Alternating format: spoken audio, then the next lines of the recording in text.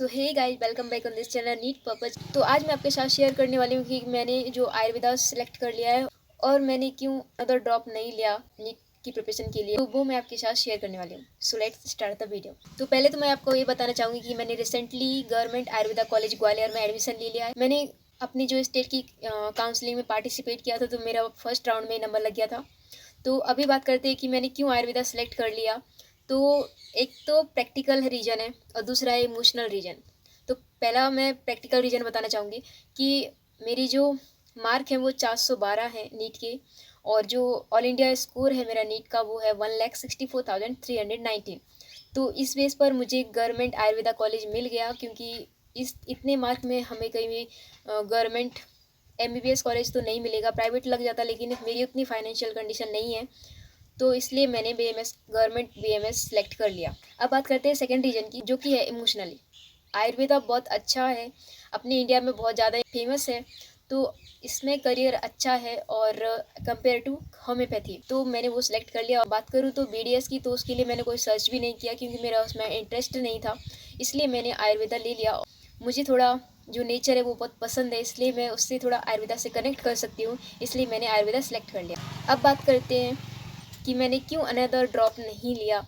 तो उसके भी दो रीज़न है, एक तो है प्रैक्टिकल और दूसरा है इमोशनल। तो मैं पहले बात करते हैं प्रैक्टिकल की।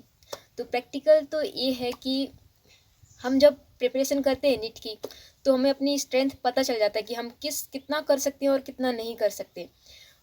तो मुझे अपनी स्ट्रेंथ पता चल गई थी कि हाँ, मुझसे फिजिक्स नहीं होगा, और मैंने उसको एक्सेप्ट किया। तो प्रैक्टिकल तो रीज़न यही हो गया कि मेरी स्ट्रेंथ मुझे पता चल गई थी कि मैं कितना कर सकती हूँ, कितना नहीं कर सकती।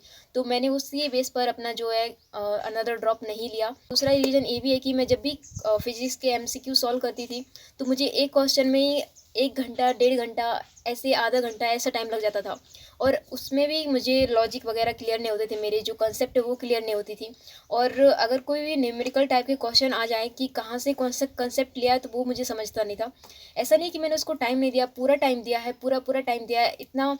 और रियल वीडियो देखे हैं, वो भी देखे हैं मैंने, तो भी नहीं हो रहा था। तो मुझे अपनी स्ट्रेंथ पता चल गई थी कि हाँ, मुझसे फिजिक्स नहीं होगा, तो वो मैंने एक्सेप्ट किया और बीएमएस में एडमिशन ले लिया, और अनदर ड्रॉप के लिए कोई ट्राई नहीं किया।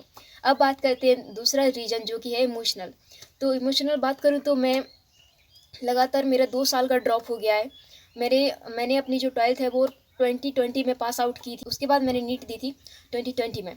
तो उसमें मेरे जो मार्क थे वो 232 थे, और ये बहुत ही कम थे, और जो मेरी रैंक थी वो तो कुछ 4 लाख के ऊपर थी। तो इतने में तो कोई आयुर्वेदा कॉलेज भी नहीं मिलेगा।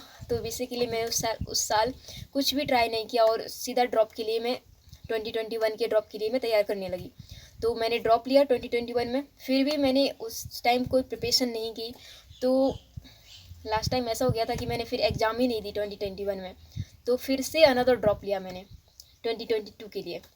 तो इस जो 2022 में है, मैंने प्रिपरेशन भी की, 4-5 महीने के लास्ट के मंथ में प्रिपरेशन की मैंने स्टार्ट। तो लेकिन इस बीच मैंने कुछ फेस किया कि कुछ भी अगर रिपीटेटिव पढ़ो ना हम लोग, तो उस माइंड की साइकोलॉजी ऐसी हो गई थी मेरी कि हाँ, अभी इस साल हो ही जाना चाहिए, इस साल में, इसके बाद मैं प्रिपरेशन नहीं करूँगी। अगर इस साल मेरा नहीं हुआ, तो मैं कुछ और जाके ट्राई कर लूँगी, लेकिन अभी इसके लिए नहीं जाना है। तो फिर मैंने ऐसी फिर यही हो गया था इमोशनल। फिर उसके बाद मेरा रिजल्ट आया, तो 412 मार्क थे।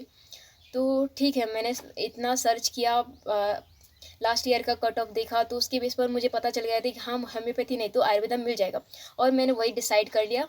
क्योंकि मेरी जो प्रिपरेशन फिर से करने की हिम्मत नहीं हो रही थी। ऐसा नहीं कि मैंने कोशिश नहीं की। जब मेरा नीट का एग्ज़ाम हुआ 2022 का, तो फिर मैंने जब घर पे कैलकुलेट किया, तो मुझे कैलकुलेट भी नहीं किया, थोड़ा मैं अंदाज़ा लगाया कि शायद मेरा 300 तक की मार्क आ रहे हैं। तो उस बेस पर मुझे लगा कि ये शायद अब सिलेक्शन नहीं होगा, तो फिर से मैंने प्रिपरेशन स्टार्ट की, लेकिन मुझसे नहीं हो रहा था।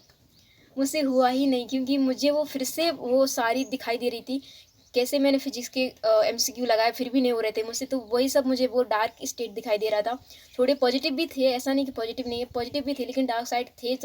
तो मुझसे फिर से प्रैक्टिस करने की हिम्मत नहीं हुई। तो फिर मैंने फिर अच्छे से अपना जो भी पेपर दिया था मैंने 2022 का, तो उसको अच्छे से मैंने जो एनालिसिस किया और उसके जितने मार्क मेरे बन रहे थे, फिर कुछ तो भी 400 प्लस आ रहे थे, तो मैंने हाँ इतने में मुझे कोई भी होम्योपैथी या फिर आयुर्वेदा कॉलेज मिल जाएगा।